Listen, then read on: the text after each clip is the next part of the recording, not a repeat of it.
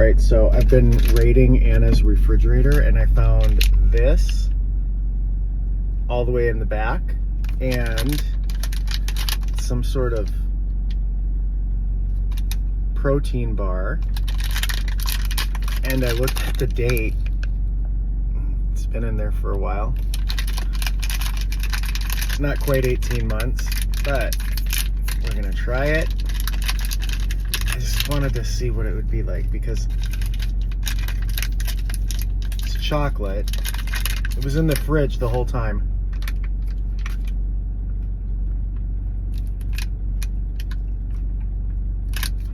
Flavorless. I was expecting like milk chocolate, but it wasn't that. I'm gonna eat it anyway. I mean, I think these are just sell-by dates. We'll see what happens.